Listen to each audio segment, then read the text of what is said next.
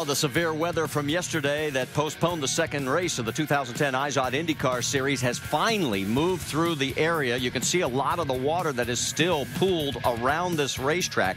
And we have just gotten word we're going to have about a 10-minute delay because we're looking at the possibility, instead of declaring this a wet race, to allowing the drivers the choice of going to slicks, which would make the start even more interesting. As you can see, the cars are on the grid, and we are going to get this race in today here in St. Petersburg.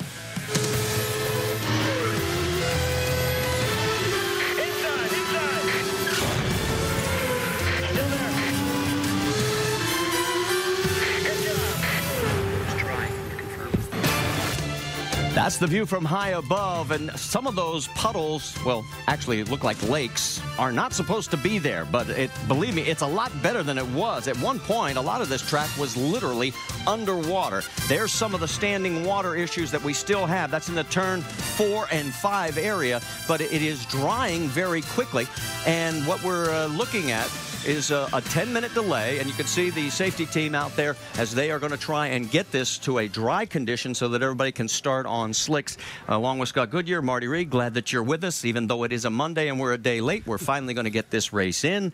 And if you were a driver, would you have rather just said, let's start it wet and let us dry it out and then go? Well, I mean, a couple of minutes ago, the track was certainly wet, but the wind that we have right now, the corners are drying out quite quickly. We've got the best drivers in the world here right now, so they're looking at what we're seeing, and they're saying to their team owners, you know something, I'd rather be on slicks because I know after 5 or 6 laps, I'm going to come in and change to slicks anyways. For the talented drivers, absolutely. For the guys that are maybe a little bit questionable in the wet, they're going to be sliding around a little bit. The first lap still is going to be very interesting. Well, and then the thing to remember also, too, is that if we start on wets, then the red and black rule goes out the window. For more, let's get caught up with Rick DeBrule. The tire strategy is going to be critical today, and obviously in most races you really worry about two particular types of tires. You got the black sidewall tires, these guys right here. Those are good for the long haul. Then you've got the red sidewall tires. These tires are good for a short burst of speed. The rules say that you must use a brand new set. It's got to be a brand new set, and you must use them for at least 2 green flag laps. But the other set of tires that's coming into play is these right here, the wets. The question is, will this be declared a wet race to start? We don't know the answer to that just yet. That's the strategy that's going to have to play out. If they declare it a wet race, then those rules about the red sidewall tires I was telling you about, those are going to go back out the window. So the question comes down to, will it be starting as a wet race or a dry race? And once again, it's easy to know what the tires do. Figuring out the strategy and when to use them, that's when it gets complicated. Vince? While the strategy may be something that teams are still discussing, the favorites role, well, that was settled earlier in the weekend. Yes, it may be Monday, but one thing has never changed. Team Penske is still the team to beat here at St. Petersburg. This team has won 3 of the last 4 races here at St. Pete. Helio Castroneves has won here twice before. In fact, when Castroneves won here in 2007, he led 95 of the 100 laps. Ryan Briscoe won here last year. Now, Briscoe picked the wrong tire for qualifying, so he'll start deeper in the field, but everyone knows he has been fast throughout the course of the weekend and will be making his way toward the front. And the third Penske driver, Will Power, he is full-time with this team now. He won the season opener at Brazil. He'll start from the pole today. And Jamie Little, when you ask up and down pit lane, who's the guy to beat? Everyone has agreed it's Will Power. Absolutely, and one of those drivers saying the exact same thing, Tony Kanaan. But Tony Kanaan could be one of those guys to break up that Penske celebration they've been having all weekend long.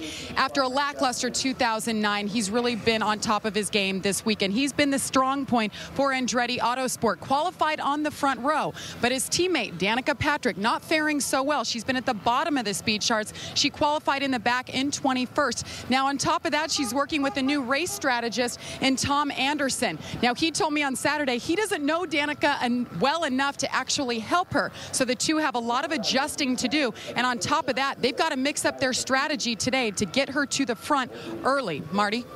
All right, thank you, Jamie. Let's talk a little bit more about track conditions, because if you're a race fan, you know, anytime we get rain, it washes all that rubber away. It really does, and it brings up all the oils and everything out of the racetrack itself. Remember, this is a city street course here that we're running on, so it's going to have a lot more in the pavement than we would generally see actually on a natural terrain road course. So I think for the first few laps here, even though it may be dry, it's going to be very slick. It's going to be what we call a green racetrack. It's almost going to be like coming here first thing on Friday morning when the course course was just put up and the cars were on there for the very first time. So for me, it's a 50-50 bet, but I think I would probably start off on the wets just to see where it goes. But you have to be back in and get on those dries as soon as it starts to dry out. Otherwise, your lap times are going to fail for that. Well, the other thing that's going to be interesting is turn number 1. Remember, that is on a runway, an active airport runway, and there's a lot of paint down there. When that paint is wet, it's even more slick than ever before. Stay with us. We're coming back. ESPN's coverage of the IZOD IndyCar Series at St. Petersburg is presented by IZOD, the official apparel sponsor of the IZOD IndyCar Series, available at Macy's. And Honda, the engine supplier for the IZOD IndyCar Series.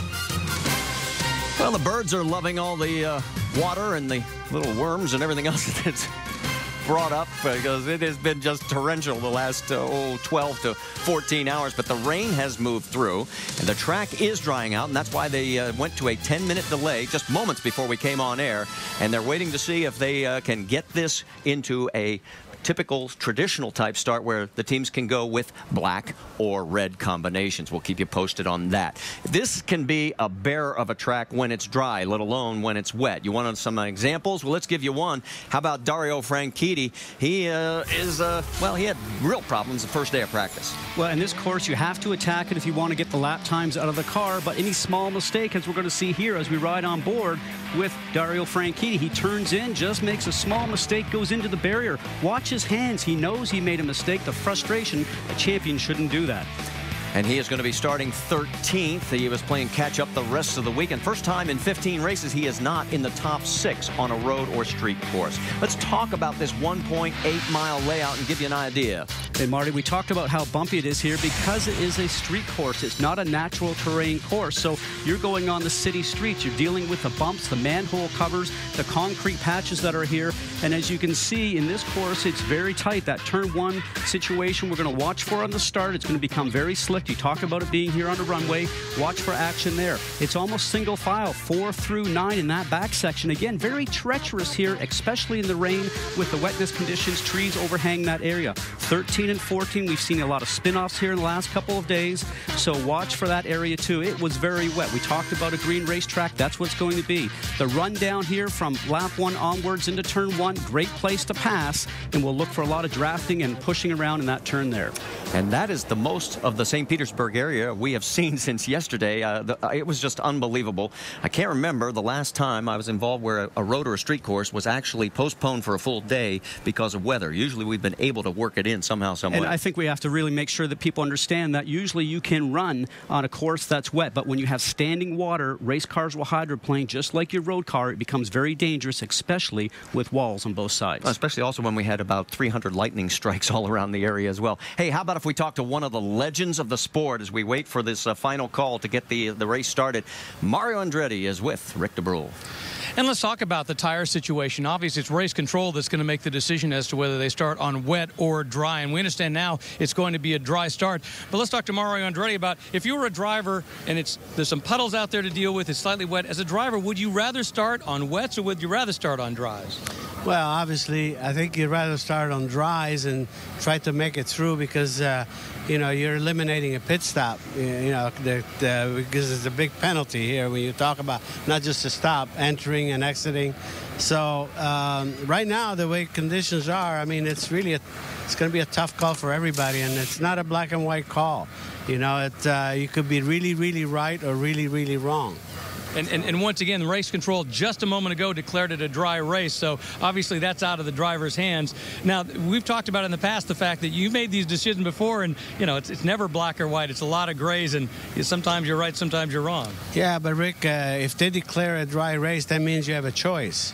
You can go out on wets or dries. If they declare a wet race, you must be wet no matter what. So now that's where the decision of the teams, will make the difference. And it could be actually the decision of the race right now. All right, Mario Andretti, a guy who's made that decision more than a few times, sitting watching to wait and see what happens. And you can see some of the teams putting on the red alternate tires, including our pole sitter, Will Power. When we come back, we'll be getting ready to go green here at St. Petersburg.